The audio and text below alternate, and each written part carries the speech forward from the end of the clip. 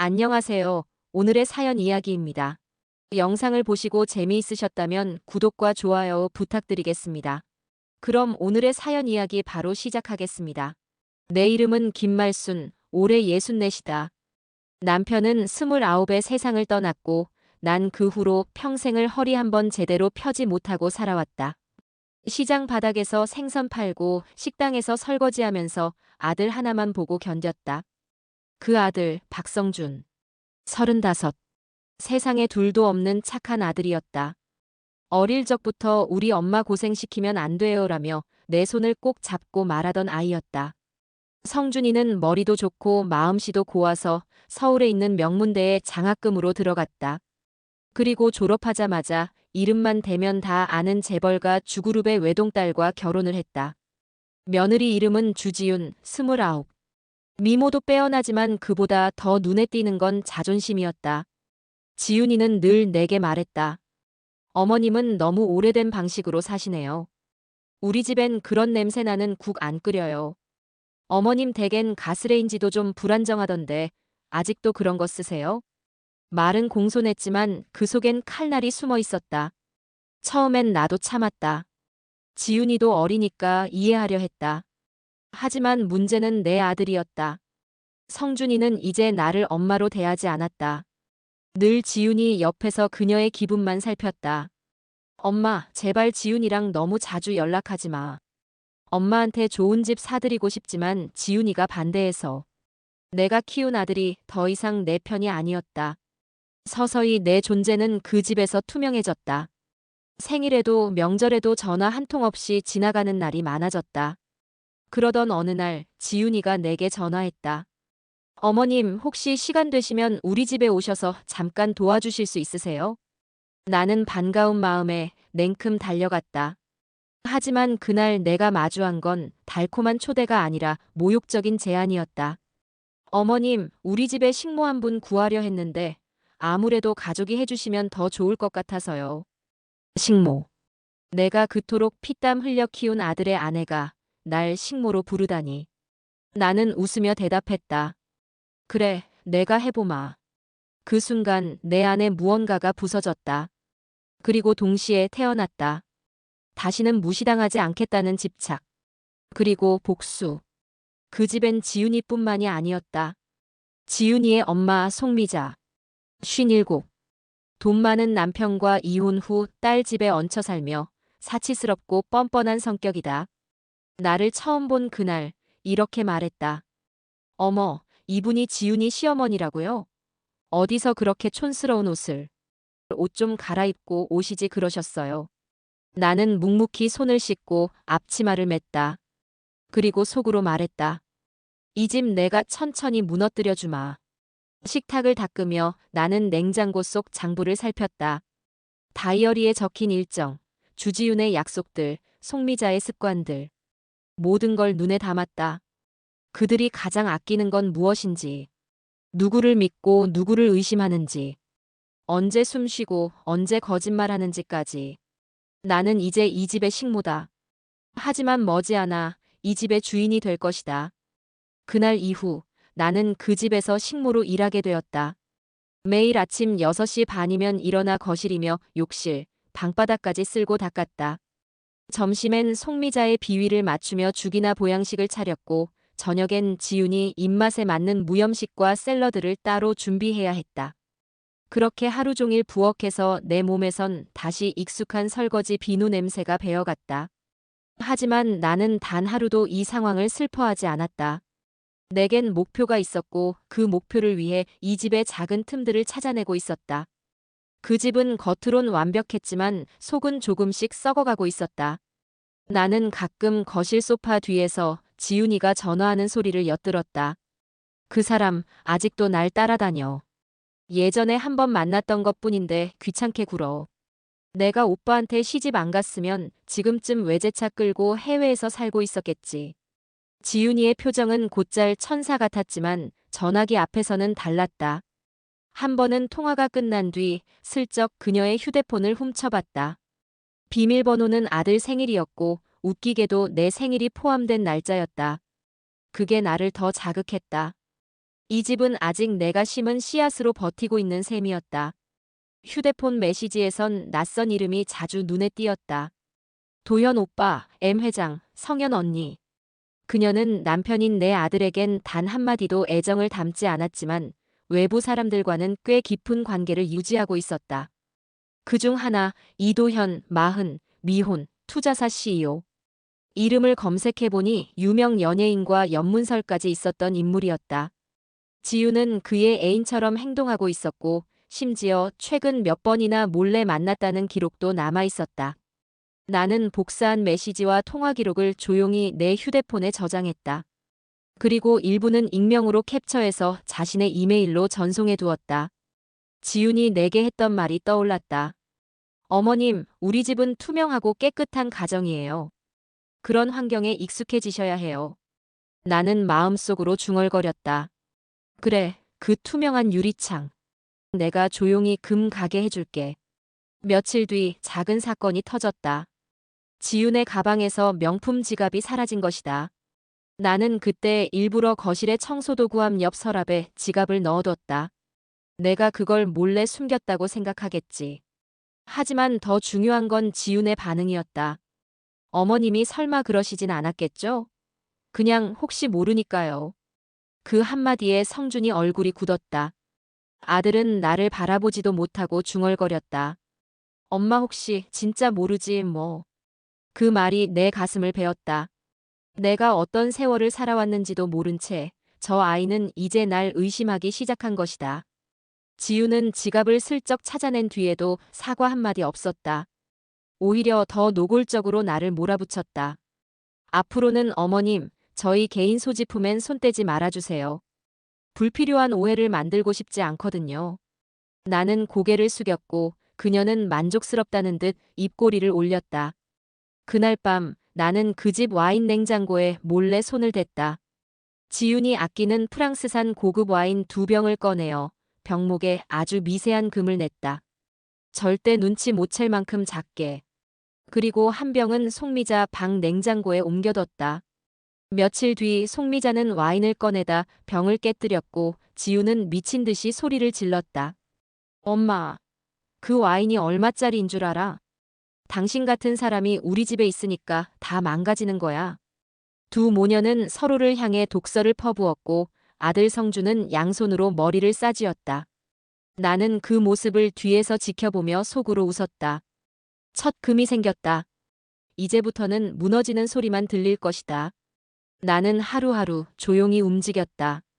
지훈의 화장대 서랍, 송미자의 손톱깎이 통, 아들 방의 침대 밑까지. 내가 안 들여다본 구석은 없었다. 그 집의 먼지 하나까지 이제는 내 손바닥 위에 있었다.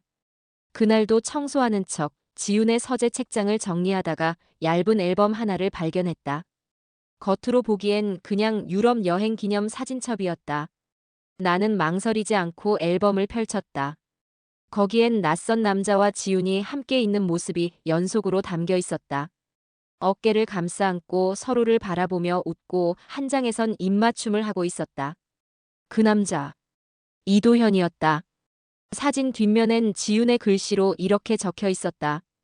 도현 오빠와의 마지막 밤 다시는 못 올 줄 알았는데. 나는 순간 손에 힘이 들어갔고 앨범의 모서리가 찢어질 뻔했다. 하지만 웃었다. 이 집 불지피기에 딱 좋은 장작이 생겼구나. 나는 그중 입맞춤하는 사진만 살짝 떼어내어 내 앞치마 안쪽 주머니에 넣었다. 그리고 조용히 다시 앨범을 꽂았다.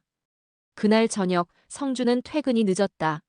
나는 일부러 그에게 저녁을 따뜻하게 데워주며 물었다.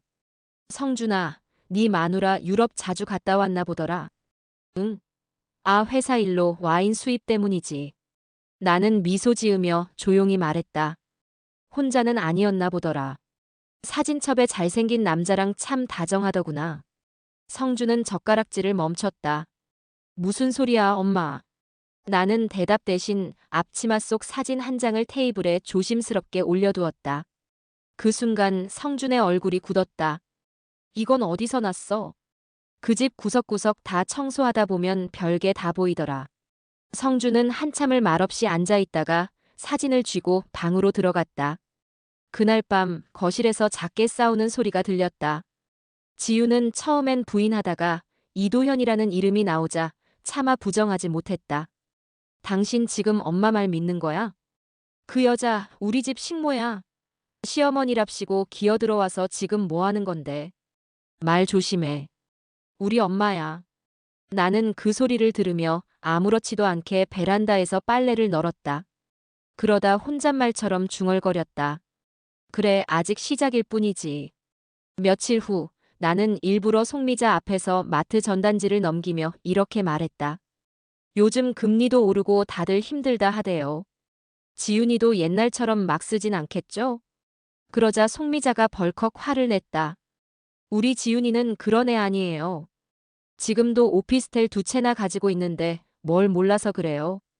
나는 고개를 끄덕였다. 그게 혹시 결혼 전에 산 건가요? 그 순간 송미자의 눈동자가 흔들렸다. 그건 확신이었다. 지우는 결혼 전 이도현과 함께 살았을 가능성이 높았다. 아니, 투자받은 걸로 오피스텔을 사고 결혼하면서 숨긴 것이다. 나는 며칠 뒤 일부러 지훈이 부엌에서 통화하는 장면을 몰래 녹음했다. 아무도 모르게 정리해줘. 그 사람 우리 남편이 알게 되면 끝이야. 지금도 이상하게 굴고 있어. 나는 그 녹음 파일을 내 폰에 저장한 뒤 그 중간 부분을 잘라냈다. 그리고 성준에게 은근히 보여줬다. 요즘 지훈이 걱정되네. 밤마다 누구랑 통화하던데. 성준은 짧은 녹음 파일을 듣고 얼굴이 흑빛이 되었다. 지훈이가 뭘 숨기고 있는 거야? 나는 고개를 젓지 않았다. 그저 가만히 있었고 그것이 가장 강한 대답이었다. 그날 밤 지훈은 성준의 차가운 말투에 폭발했다. 다 엄마 때문이야. 당신도 이 여편네한테 놀아나는 거야. 왜 그걸 모르냐고. 그리고 이어진 한마디는 내 가슴을 뚫었다. 당신 엄마는 이 집 식모야. 우리 집 하녀라고. 왜 그런 사람 말을 믿어? 성준의 뺨이 붉게 달아오르며 그녀에게 조용히 말했다. 그 하녀가 나를 키운 사람이야. 그 사람 없었으면 지금 너랑 결혼도 못했어.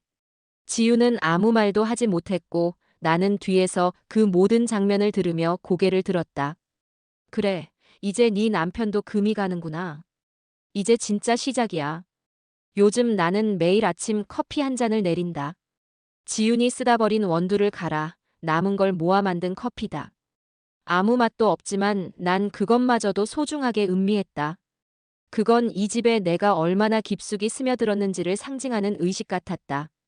그러던 어느 날 택배가 도착했다. 수취인은 주지훈. 나는 조심스럽게 문 앞에 놓인 상자를 현관 안으로 들여놓았다. 하지만 실수인 척 박스를 뒤집어 보다가 안쪽 포장 봉투 하나가 벌어져 있는 걸 발견했다. 그 속에는 얇은 서류 봉투가 들어있었다. 등기부등본. 내 손이 잠시 떨렸다. 나는 곧장 내 방으로 가져가 스마트폰으로 등본을 촬영했다. 소유자는 주지훈. 그러나 잔금 입금자의 이름은 이도현이었다. 계약일은 결혼 전 지훈이 26일 때. 결정적이었다. 나는 이걸로 확신했다. 지훈은 결혼 후에도 이도현과의 관계를 유지하고 있었고 성준에겐 숨기고 있었다. 게다가 그 오피스텔은 지금도 전세로 돌려 월세 수익을 받고 있었다. 그 돈은 우리 아들 계좌로 한 푼도 들어오지 않았고 오로지 지훈의 명의로만 움직이고 있었다. 좋아, 이젠 게임을 바꿔볼까? 나는 이 서류를 프린트해서 복사한 후 서랍 깊숙이 보관했다. 그리고 일부는 나만 접근할 수 있는 USB에 담아 아는 변호사 사무실의 무료 보관함에 맡겼다. 그건 혹시 모를 반격에 대한 내 보험이었다. 며칠 뒤 나는 지훈의 화장대를 정리하며 우연히 약 봉투 하나를 발견했다. 시더럴폴산 철분 과다 복용주의. 그 아래 작게 적힌 진단명은 조기 임신 가능성. 나는 손가락을 덜덜 떨며 봉투를 조심히 닫았다. 지훈이 임신? 그 사실을 아들도 모르는 듯 했다. 지훈은 자신이 통제할 수 있을 때까지 모든 걸 숨기고 있었다. 나는 이 임신 사실을 무기로 삼을지 아니면 마지막까지 감춰둘지 고민했다. 하지만 곧바로 생각이 바뀌었다. 아이까지도 나의 복수 계획 안에 넣어야 한다. 그날 저녁 일부러 지윤의 엄마 송미자에게 이렇게 말했다. 어머님, 요즘 지윤이 약 드시던데 몸 안 좋으신가 봐요? 그녀는 눈을 휘둥그레 뜨며 되물었다. 약이라니? 무슨 약? 나는 슬쩍 철분이라는 단어를 흘렸다. 송미자의 표정이 급격히 굳어졌다. 설마 지윤이가 내가 먼저 들어야 하는 거 아닌가? 그날 저녁 거실에 묘한 긴장감이 흘렀다. 지윤은 송미자와 말다툼을 벌였고 그 과정에서 성준에게도 약봉투가 발각되었다. 지윤아, 너 임신한 거야? 응. 그런데 너한텐 아직 말 안 하고 싶었어. 왜? 엄마 같은 사람 아이에게 필요 없어. 우리 아이는 너처럼 무능한 사람과 엮이고 싶지 않아. 그 순간 나는 주방 싱크대 앞에 서서 머그컵을 꼭 쥐었다. 손이 파르르 떨릴 만큼 분노가 올라왔다. 하지만 얼굴은 웃고 있었다. 그래, 나 같은 엄마는 필요 없지. 그럼 내가 어떤 엄마였는지 제대로 보여주마. 며칠 후 나는 동네에 사는 노련한 법률 상담사 이정자를 찾아갔다. 그녀는 지역에서 가정 분쟁 자문을 자주 해주는 사람으로 입은 무겁고 손은 빠른 성격이었다. 나는 지윤의 오피스텔 등본과 사진, 녹음 파일을 모두 들고 그녀에게 건넸다. 혹시 나중에 이 여자가 이혼을 하게 될 경우 불리한 자료로 쓸 수 있을까? 정자는 눈빛이 번뜩였다. 이 정도면 충분하네. 딸은 머리 좋지만 시어머니는 더 무섭다. 나는 작게 웃었다. 지금부터 이 집에서 내가 중심이 될 거야. 지우는 요즘 부쩍 신경이 날카로워졌다. 아들 성준도 점점 침묵이 길어졌고 송미자도 부쩍 나를 경계하기 시작했다. 나는 의도적으로 뒤로 빠지고 입을 다물었다. 그럴수록 이 집은 스스로 틈을 만들기 시작했다. 그러던 어느 날 집안에 낯선 여자가 찾아왔다. 긴 생머리에 키가 크고 명품 백을 든 젊은 여자였다. 지윤 씨 집 맞죠? 나는 문을 열며 고개를 끄덕였다. 그녀의 이름은 정하윤. 지윤의 대학 동기이자 절친이었던 여자였다. 지윤은 당황한 얼굴로 현관까지 뛰쳐나와 하윤을 데려갔다. 하지만 그 순간을 놓치지 않았다. 나는 부엌에서 물을 끓이며 두 사람의 대화를 엿들었다. 지윤아, 나 진짜 이렇게까지 할 생각 없었는데. 그때 도현 오빠랑 일은 아직 성준 씨가 모르는 거야? 하윤아, 제발 지금 그런 얘기 꺼내지 마. 그 말 한마디에 내 등골이 서늘해졌다. 정하윤, 저 여자는 알고 있다. 지윤의 과거를, 그것도 아주 구체적으로. 그날 저녁 나는 일부러 하윤이 나가기 직전 물 한 잔을 건넸다. 혹시 예전에 어디서 뵌 적 있지 않나요? 지윤이 대학 시절 이야기 들었거든요. 아주 똑똑하고 인기 많았다고. 하윤은 쓴웃음을 지으며 이렇게 말했다. 그땐 뭐 좀 시끄러웠죠. 남자 관계도 그렇고 성격도 좀 세고요. 나는 의미심장하게 웃으며 대답했다. 사람은 겉모습만 보면 안 되죠. 속에 뭐가 들었는지 살아봐야 알잖아요. 하윤은 조심스럽게 내게 다가와 낮은 목소리로 말했다. 어머님, 혹시 진심으로 조심하셔야 할지도 몰라요. 그 여자 결혼 전에 남자들 진짜 많았어요. 그중엔 돈 많은 유부남도 있었고요. 나는 하윤의 말을 들으며 조용히 고개를 끄덕였다. 그녀는 무언가 후회하는 표정으로 나를 바라보았다. 제가 너무 오래 참은 것 같아서요. 이제라도 어머님이 아시면 좋겠다고 생각했어요. 나는 하윤이 준 명함을 받아들고 뒤에 적힌 글귀를 읽었다. 그 여자 거짓말 안 해본 날이 없어요. 그날 밤 나는 지윤이의 노트북을 몰래 열었다. 비밀번호는 아들 생일에서 그치지 않았다. 잠금이 한 겹 더 있었다. 그러나 지윤은 덜렁대는 성격이었고 포스트잇 메모 하나가 노트북 커버 안쪽에 붙어 있었다. 나는 손끝이 차가워지는 걸 느끼며 입력했다. 노트북이 열리자 수많은 사진과 문서 파일이 드러났다. 그중 PRIVAT라는 폴더를 열었을 때 나는 더는 말이 나오지 않았다. 비키니를 입은 지윤이 이도현과 요트 위에서 찍은 사진, 도현이 목을 감싸 안은 채 입맞춤을 하는 영상, 그리고 호텔룸에서 찍힌 듯한 영상들까지. 나는 그 모든 파일을 USB에 담아 봉투에 넣었다. 그리고 성준의 이름을 써두었다. 그날은 전달하지 않았다. 하지만 언젠가 쓸 날이 올 것이라 확신했다. 며칠 뒤 지훈이 나를 불렀다. 어머님, 혹시 요즘 어디 나가세요? 그녀는 불편한 얼굴로 나를 바라보며 말했다. 그냥 제가 요즘 민감해서요. 괜히 뭔가 신경이 쓰이네요. 나는 물었다. 내가 신경 쓸 만한 짓이라도 했나? 그녀는 순간 당황한 표정을 지었다. 그걸로 충분했다. 나는 돌아서며 중얼거렸다. 진짜로 신경 써야 할 사람은 너다, 지훈아. 그날 밤 나는 책상 서랍을 열어 작은 흰 봉투를 꺼냈다.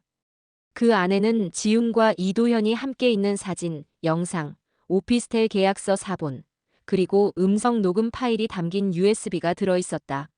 나는 한참을 망설였다. 이걸 지금 당장 성준에게 넘겨도 되는 걸까? 아니면 조금 더 기다려야 할까? 하지만 그 순간 떠올랐다. 식탁 너머에서 들었던 지훈의 목소리. 엄마 같은 사람, 우리 아이에게는 필요 없어요. 나는 한치의 흔들림도 없이 봉투를 들고 성준의 방으로 향했다. 방문 앞에서 조용히 문을 두드렸다. 성준아, 이거 너한테 꼭 보여주고 싶은 게 있어서 그래. 그는 아무 말 없이 봉투를 받아들었고 나는 문 밖에서 조용히 귀를 기울였다. 노트북을 여는 소리, USB를 꽂는 소리, 그리고 갑작스레 튀어나온 영상 소리. 오빠, 여기 너무 좋아. 우리 다음엔 파리로 가자. 지훈의 목소리였다. 내 아들이 숨을 들이쉬는 소리가 들렸고 긴 침묵이 흘렀다. 그리고 그 다음엔 훌쩍이는 소리. 나는 문틈 사이로 살짝 들여다보았다. 성준은 두 손으로 얼굴을 감싸 쥔 채 조용히 울고 있었다. 그 순간 마음 한켠이 무너지는 듯 아팠다. 그토록 지키고 싶었던 아이가, 그토록 사랑했던 여자의 진실 앞에서 무너지고 있었으니까. 하지만 나는 그 눈물을 외면했다. 울지 마라. 넌 네 엄마를 버렸으니 이제 진실과도 싸워야 한다. 얼마 뒤 거실로 나온 성준은 내게 아무 말도 하지 않았다. 그저 고개를 숙인 채 주먹을 꽉 쥐고 서 있었다. 지우는 의아한 표정으로 성준을 바라보며 물었다. 무슨 일이야? 왜 그래? 성준은 천천히 USB를 들어올리며 말했다. 지훈아, 이건 뭐야? 지훈은 USB를 보자마자 얼굴이 하얗게 질렸다. 순간적인 분노와 당황함이 얼굴에 뒤섞였고 그녀는 성준에게 다가가 손을 뻗었다. 그거 어디서 난 거야? 누가 줬어? 성준은 그녀의 손을 조용히 뿌리쳤다. 그 행동 하나로 이 집안의 공기가 뒤바뀌었다. 넌 날 사랑한 게 맞긴 했니? 결혼 전에 했던 일들 다 거짓이었어. 지우는 목소리를 높였다. 그래, 실수였어. 당신이랑 결혼할 줄 몰랐고 그땐 상황이 달랐어. 성준은 멍한 표정으로 고개를 끄덕이며 말했다. 내가 지금 무너지는 기분 알아? 내 엄마한테 함부로 하던 너의 말들 다 이해가 되더라. 그 여자가 더 인간 같고 넌 날 속인 여자야. 지우는 성준의 멱살을 붙잡으며 소리쳤다. 그래서 이혼이라도 하겠다는 거야? 이제 와서 엄마 편 드는 거야? 나는 그 모습을 조용히 지켜보았다. 내가 하지 않아도 진실은 스스로 모든 걸 뒤엎고 있었다. 그날 밤 송미자는 내 방문 앞에서 날 기다리고 있었다. 어머님, 무슨 짓 하신 거예요? 지훈이 지금 방에서 울고불고 난리예요. 나는 조용히 고개를 돌렸다. 울만한 짓 했으니까 우는 거지. 당신이 시어머니랍시고 들어와선 우리 가족을 무너뜨리려고 작정했죠?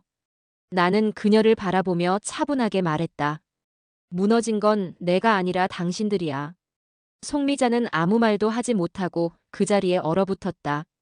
그 눈빛엔 분노보다 더 깊은 감정이 담겨 있었다. 두려움이었다. 그날 아침 거실엔 묘한 긴장감이 흘렀다. 성준은 지훈과 한마디도 나누지 않았고 지훈은 짜증 섞인 눈빛으로 나를 바라봤다. 나는 아무 말 없이 부엌에서 반찬을 만들며 조용히 움직였다.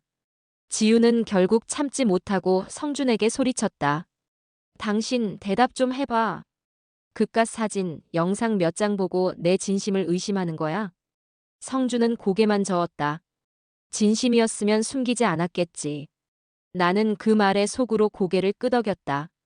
그 순간 지훈이 나를 향해 돌아섰다. 다 당신 때문이야.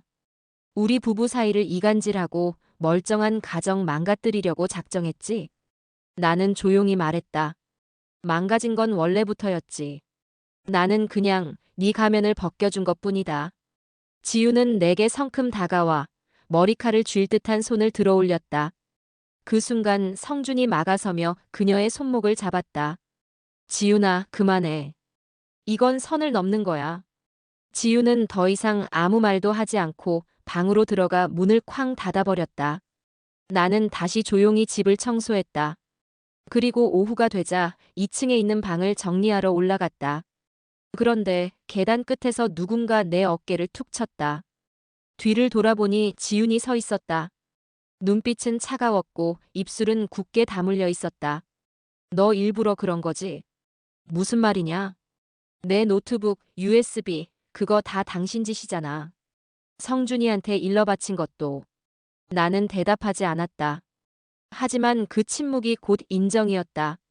그 순간 지훈이 나를 밀쳤다. 계단 아래로 중심을 잃은 내 몸이 휘청이며 아래로 굴러떨어졌다. 머리가 부딪히는 소리와 함께 뼈가 삐걱이는 듯한 느낌이 들었다. 엄마. 성준의 목소리가 들려왔다. 나는 겨우 눈을 떴고 피가 입가에 맺혔다. 아프다는 말보다 먼저 떠오른 감정은 분노였다. 몇 시간 뒤 병원. 나는 팔에 깁스를 한 채 침대에 누워 있었고 성준은 내 손을 꼭 잡고 있었다. 의사는 다행히 생명에 지장은 없다 했지만 갈비뼈와 손목에 골절이 있었다. 그때 경찰이 병실로 들어왔다. 성준이 조용히 말했다. 엄마, 사실대로 말씀드려. 지훈이 당신 밀었지? 나는 입술을 살짝 깨물었다. 그러다 천천히 고개를 끄덕였다. 응. 내가 먼저 손댄 건 아니다. 경찰은 기록을 남기고 돌아갔다. 지우는 연락이 되지 않았고 송미자는 병실에 찾아와 헛웃음을 지으며 말했다. 아니, 시어머니가 무슨 도발을 하셨길래 우리 지훈이가 밀기까지 했겠어요? 설마 정말 경찰에까지 넘기실 거예요? 나는 힘겹게 몸을 일으키며 말했다. 송 여사, 지금이라도 지훈이한테 사과하라고 하세요. 내가 시어머니로서 요구하는 마지막 예의야. 사과? 당신 지금 제정신이에요? 이 집에서 당신은 그냥 식모였어요. 나는 피식 웃었다. 그리고 조용히 말했다. 그래서 내가 계단에서 굴렀지. 근데 말이야, 송 여사. 굴러떨어진 건 나지만 망가진 건 당신 딸이다. 며칠 뒤 나는 퇴원했다. 그리고 다시 그 집으로 돌아갔다. 이번엔 식모가 아닌 주인처럼. 지우는 아무 말도 없이 내 앞을 지나쳤고 성주는 내 방에 조용히 들어와 무릎을 꿇었다. 엄마, 미안해. 그동안 내가 너무 멍청했어. 나는 그의 손등을 쓰다듬었다. 지금부터라도 잘해라. 네 엄마는 그깟 밥값 하려고 널 키운 게 아니야. 나는 아직도 그 계단을 생각하면 몸이 저릿했다. 하지만 내 손목의 깁스는 고통이 아니라 권력의 상징처럼 느껴졌다. 나는 이제 이 집의 식모가 아니라 누군가의 희생자였고 동시에 법적으로 보호받는 피해자가 되었다. 퇴원하고 집에 돌아온 날, 지우는 내 얼굴을 보자마자 인상을 썼다. 이제 여기까지예요, 어머님. 더는 이 집에 계실 이유 없잖아요. 나는 그녀를 조용히 바라보았다. 이젠 그녀의 말에 흔들리지도 상처받지도 않았다. 네가 날 내보낼 자격이 있다고 생각하니? 지우는 팔짱을 끼고 고개를 비틀어 웃었다. 식모 계약서라도 쓸까요? 일도 안 하고 드러누워만 계시는데 월급이라도 드려야겠어요? 그때였다. 성준이 문을 열고 들어왔다. 손엔 얇은 서류 봉투 하나를 들고 있었다. 그럴 필요 없어. 이 집에서 나갈 사람은 엄마가 아니야. 지우는 성준을 향해 돌아보며 소리쳤다. 당신 지금 무슨 말 하는 거야? 성준은 봉투를 식탁 위에 내려놓으며 말했다. 이혼 서류야. 변호사랑 상담했고 지훈 너와는 더 이상 가정을 유지할 수 없다는 결론이 나왔어. 순간 공기가 얼어붙었다. 지훈의 얼굴이 새하얗게 질렸다. 당신 지금 장난이지? 그깟 시어머니 하나 때문에 날 버린다는 거야? 성준은 단호하게 말했다. 엄마가 어떤 사람인 줄 난 이제야 제대로 알게 됐어. 당신은 처음부터 진심이 없었어. 지우는 서류를 들고 찢으려 했지만 성주는 차분히 말했다. 복사본 여러 장이야. 변호사 사무실에도 전달해뒀어. 나는 그 말을 듣는 순간 속에서 뜨거운 뭔가가 올라왔다. 이제야 내 아들이 돌아온 것이다. 지우는 더 이상 이 집의 여주인이 아니었다. 오히려 집안의 균열을 만든 장본인이자 손에 칼을 쥔 채 도려낸 장기 같은 존재였다. 그날 밤 송미자가 내 방문을 벌컥 열고 들어왔다. 화장을 지우지 않은 얼굴은 잔뜩 상기돼 있었다. 당신 이혼까지 부추겼어? 도대체 어디까지 망칠 작정이야? 나는 조용히 일어나 그녀 앞에 섰다. 내가 부추기지 않아도 진실은 스스로 드러나. 당신 딸이 한 짓을 내가 굳이 말로 할 필요도 없잖아. 이 집 결국 당신이 삼키려는 거지? 나는 피식 웃으며 말했다. 이미 반은 내 손 안에 들어왔어. 며칠 후 지우는 짐을 싸기 시작했다. 딱히 성준이 내쫓은 것도 아닌데 그녀는 스스로 무너지고 있었다. 이혼은 받아들이지 않을 거야. 당신이 그렇게 쉽게 날 버릴 수 있을 것 같아. 그녀는 울부짖으며 성준에게 매달렸고 송미자는 아들 방 앞에서 무릎까지 꿇었다. 우리 지훈이 좀 봐줘. 그 아이 성질이 좀 급하긴 해도 나쁜 아이 아니야. 나는 그 광경을 부엌 문틈 사이로 지켜보며 커피를 한 모금 마셨다. 쓴맛이 참 고소했다. 그날 오후 성준이 조용히 내게 다가와 말했다. 엄마 정말 미안해. 내가 엄마를 너무 몰랐어. 나는 아들의 손을 가만히 잡았다. 이제라도 알았으니 됐다. 넌 내 자식이니까 난 너한텐 끝까지 엄마다. 성준의 눈가가 붉어졌고 나는 그 눈물을 더는 탓하지 않았다. 지금은 동정받는 모양이 아니라 내가 복수의 중심에 서 있다는 사실이 더 중요했다. 며칠 뒤 지우는 결국 친정으로 돌아갔다. 송미자는 지푸라기라도 잡는 심정으로 변호사를 선임하려 했지만 이미 모든 증거와 자료는 우리 손에 있었다. 나는 그날 밤 침대에 누워 창밖을 보며 중얼거렸다. 이 집에서 날 내쫓으려 했던 네가 결국 짐을 싸게 될 줄은 몰랐겠지. 그리고 이어서 혼잣말처럼 속삭였다. 이제부터야 진짜 내가 원하는 것 하나씩 가져올 거야. 며느리 지훈이 짐을 싸서 집을 떠난 후 그 집은 마치 유령이 지난 흔적처럼 고요해졌다. 아침에 울리던 힐 소리도 부엌에서 날카롭게 부딪히던 그릇 소리도 사라졌고 무겁고 눅눅했던 공기가 한결 가벼워졌다. 나는 이불을 걷으며 생각했다. 조용하니 좋구나. 그 단순한 평화가 이렇게 값진 것일 줄 그동안은 미처 몰랐다. 성주는 요즘 더 자주 내게 말을 걸었다.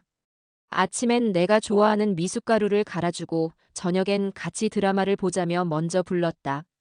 나는 아들이 내 곁으로 돌아온 것이 마치 기적처럼 느껴졌다. 그러던 어느 날 현관 초인종이 울렸다. 문을 열자 반질반질 윤이 난 검정 세단에서 양복 입은 남자가 내렸다. 그 뒤로 우아한 분홍색 트렌치 코트를 입은 여자가 천천히 걸어왔다. 송미자. 그리고 그녀의 남동생인 주그룹 부회장 주인섭이었다. 어머님 너무 오래됐네요. 송미자가 의도적으로 부드러운 말투를 사용했다. 그러나 눈빛은 차갑고 뾰족했다. 나는 조용히 말했다. 이 집엔 더는 당신 딸이 없는데 무슨 일로 오셨어요? 송미자가 웃었다. 성준이랑 지훈이 문제 우리가 어른답게 정리해야죠. 괜히 법정까지 끌고 가봤자 상처만 남잖아요. 그때 인섭이 입을 열었다. 저희 주가그룹도 체면이 있습니다. 이혼? 스캔들? 언론에서 기사라도 나면 주가에 영향이 갈 수 있어요. 나는 그 말에 피식 웃었다.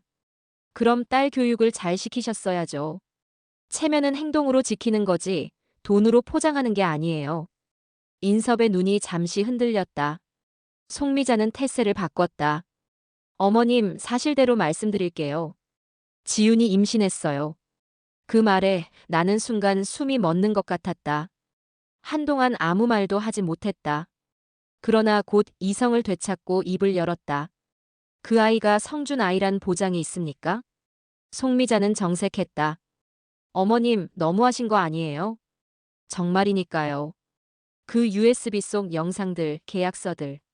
내가 다 봤어요. 이런 상황에서 아이가 누구 것인지 의심받는 것도 당연하지 않아요? 그 순간 주인섭이 봉투를 내밀었다. 안엔 얇은 종이 한 장이 들어 있었다.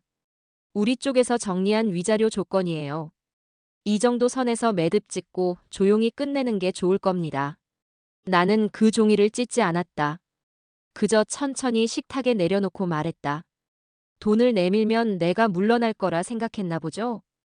그건 예전에 내가 시장에서 생선 팔던 시절에나 통했을 얘기예요. 어머님, 이건 협상이에요. 아니요, 이건 협박이에요. 잠시 정적이 흐른 뒤 성준이 집에 들어왔다. 문을 열고 들어오다 상황을 파악한 그는 송미자와 인섭을 향해 말했다. 이혼 진행하세요. 엄마 말이 맞아요. 이 아이 제 아이인지조차 확신이 안 돼요. 그 말에 송미자의 얼굴이 일그러졌다. 넌 제정신이니? 우리 지윤이가 누구 덕에 너 같은 애랑 결혼했는데. 그 뒷배 없었으면 너 지금 중소기업 과장이나 했겠지. 성주는 조용히 대답했다. 당신네 뒷배 덕에 잘못된 결혼을 한 걸 이제라도 바로잡으려는 거예요. 그 이상도 이하도 아닙니다. 그날 밤 나는 마당 의자에 앉아 밤하늘을 올려다보았다. 하늘은 맑았고 별이 유난히 많이 보였다. 그 아래에서 송미자와 주인섭의 목소리가 떠올랐다. 체면, 이미지, 돈, 합의. 모두 나에겐 아무 의미 없는 단어들이었다.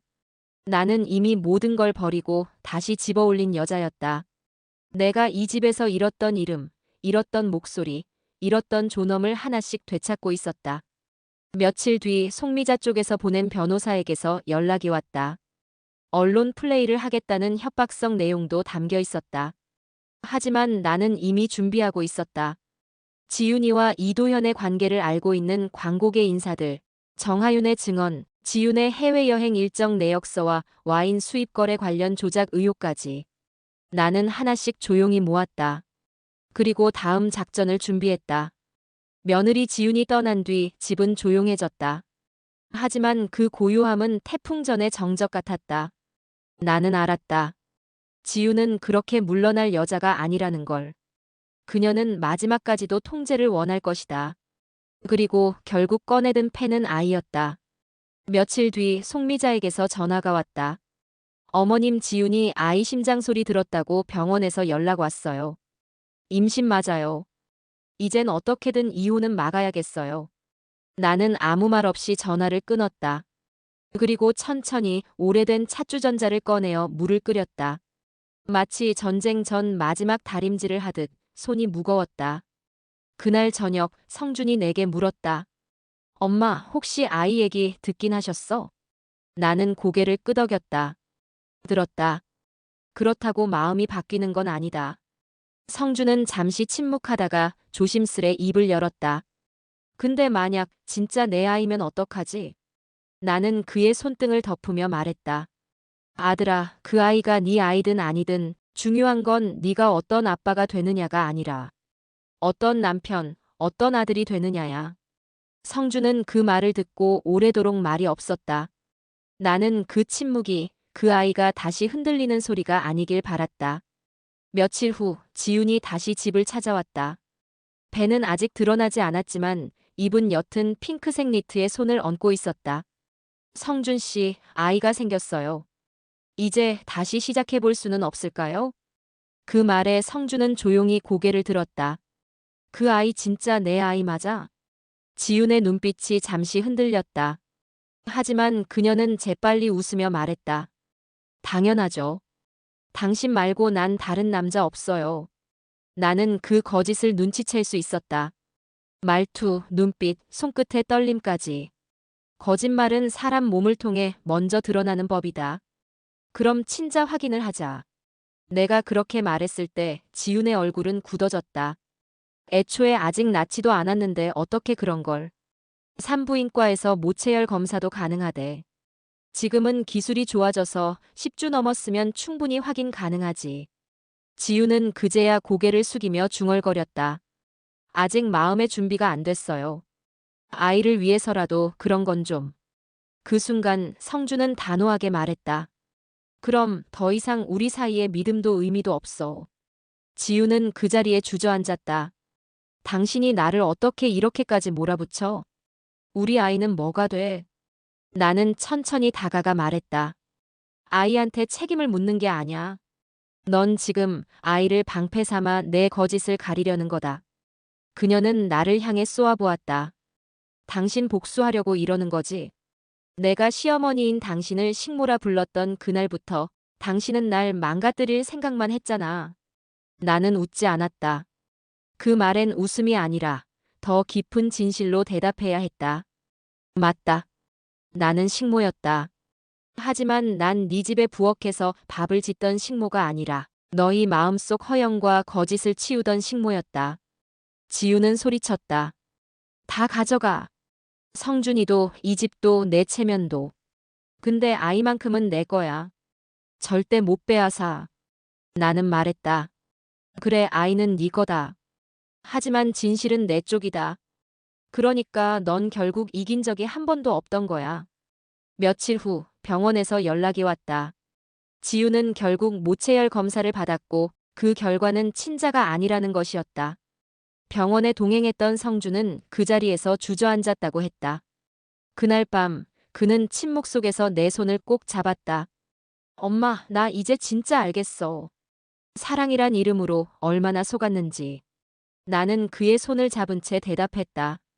속았다는 걸 깨달은 건 어쩌면 사랑을 제대로 시작하는 첫걸음이다. 며칠 뒤 지우는 집 앞에 다시 찾아왔다. 그녀는 더 이상 화장하지 않았고 눈은 충혈되어 있었다. 당신들 이겼다고 생각하지 마요. 세상은 결국 가진 자 편이야. 나는 말했다.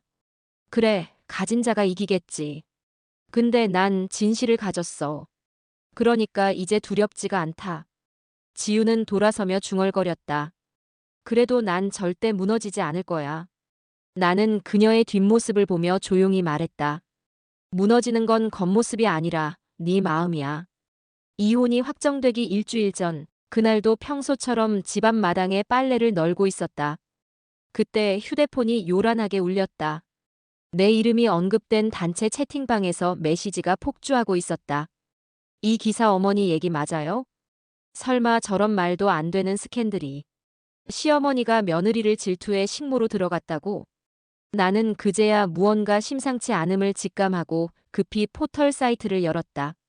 상단 실시간 검색어에 두 단어가 선명하게 박혀 있었다. 재벌 며느리 시어머니의 식모 복수. 클릭하자마자 떠오른 기사 제목은 충격 그 자체였다. 시어머니의 질투로 무너진 신혼부부. 재벌가 며느리 시가 괴롭힘으로 유산 위기. 기사는 전형적인 피해자 코스프레였다.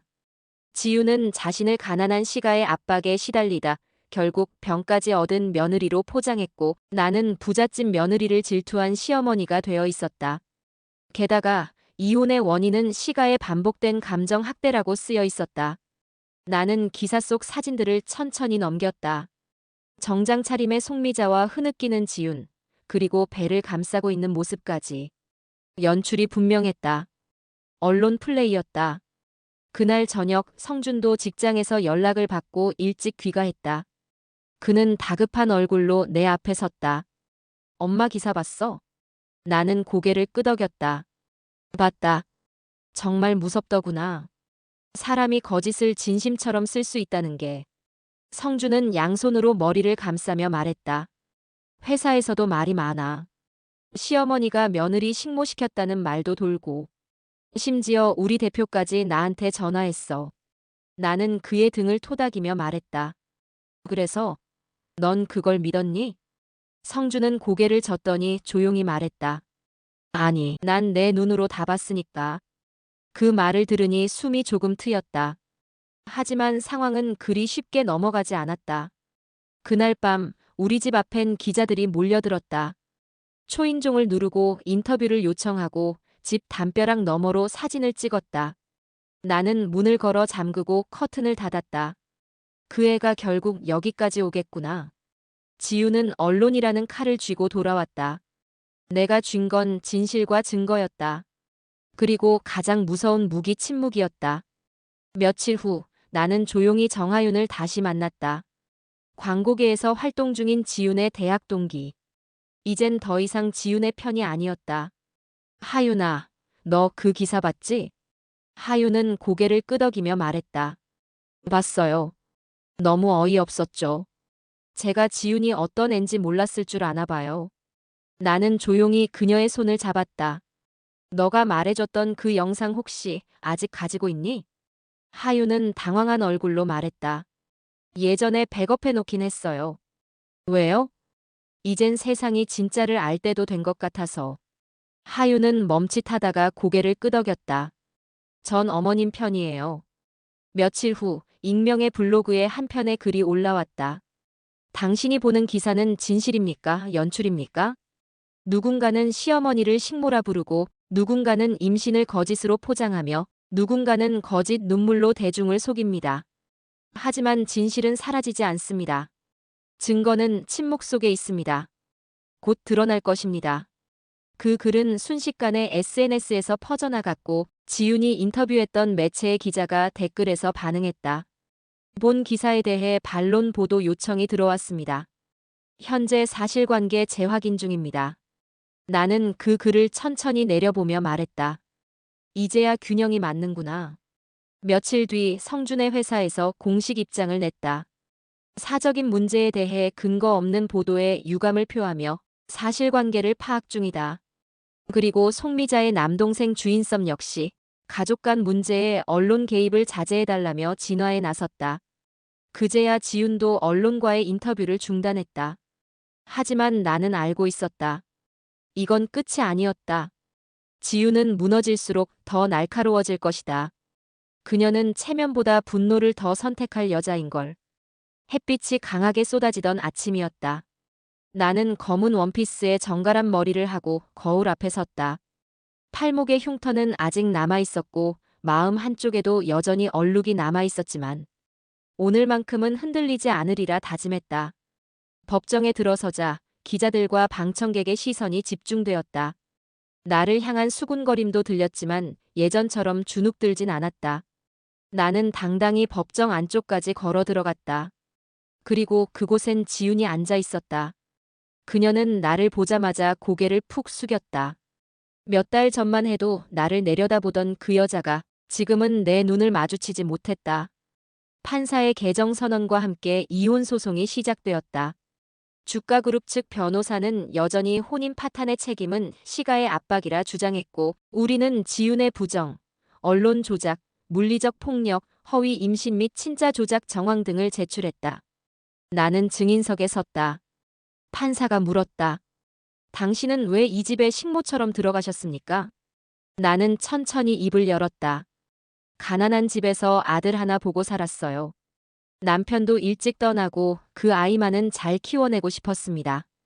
그 아이가 재벌가 딸과 결혼한 날 저는 세상이 바뀔 줄 알았죠. 하지만 그 며느리는 저를 사람으로 보지 않았어요. 그래서 스스로 식모가 되기로 했습니다. 그 집의 먼지부터 거짓말까지 내가 다 닦아낼 작정이었으니까요. 법정이 조용해졌다. 그 결과 전 제 아들을 되찾았고 그 집의 진짜 민낯을 보게 됐습니다. 지윤은 그 말을 들으며 고개를 푹 숙였고 아무런 반박도 하지 못했다. 다음은 성준이 증인석에 섰다. 처음엔 저도 엄마를 오해했습니다. 아내 말만 믿었고 엄마의 존재를 부끄러워했습니다. 하지만 엄마는 그런 저를 원망하지 않았습니다. 그냥 조용히 식모처럼 우리 집을 지키고 있었어요. 제가 멀리 돌아와 다시 엄마라 부를 수 있었던 건 그분이 끝까지 엄마였기 때문입니다. 법정 안에선 몇몇 방청객의 훌쩍이는 소리도 들려왔다. 마지막으로 지윤이 입을 열었다. 모두 내 잘못입니다. 욕심이 컸고 교만했습니다. 하지만 저 역시 사랑받고 싶었습니다. 그걸 방법을 몰랐던 거죠. 나는 조용히 그녀를 바라보았다. 이제는 분노도 미움도 다 내려놨다. 재판부의 판결이 나왔다. 원고 박성준과 피고 주지윤의 이혼 청구를 인용한다. 친자 확인 결과에 따라 양육 및 친권은 인정하지 않는다. 피고 주지윤은 명예훼손 및 정신적 피해에 대한 위자료를 지급하라. 언론 플레이 관련 민사 책임은 추후 별도 절차로 진행 가능함. 나는 눈을 감았다. 긴 싸움이었다. 식모가 되어서라도 지켜내고 싶었던 진실, 그리고 되찾고 싶었던 내 아들. 이제 모든 것이 제자리로 돌아온 느낌이었다. 재판이 끝난 후 법정 복도에서 지훈이 내게 다가왔다. 어머님 정말 죄송합니다. 지금이라도 용서받을 수 있을까요? 나는 한참을 바라보다 조용히 말했다. 넌 날 어머님이라 부르던 시절에도 단 한 번도 날 가족으로 생각한 적이 없었다. 이젠 그렇게 부르지 않아도 돼. 대신 살아. 진짜 네 삶을, 네 죄책감으로부터 도망치지 말고. 지우는 눈물을 흘리며 고개를 숙였다. 나는 그 모습에 슬프지도 기쁘지도 않았다. 그저 조용한 끝이었다. 며칠 후 나는 다시 그 집 마당에 앉아 있었다. 하늘은 맑았고 미풍이 지나갔다. 성주는 이직을 준비하고 있었고 나는 작은 반찬 가게를 시작했다. 매일 새벽장을 보고 깨끗하게 손질한 재료를 직접 담갔다. 누군가 말했다. 이제 그 지옥 같던 시절을 잊을 수 있겠냐고.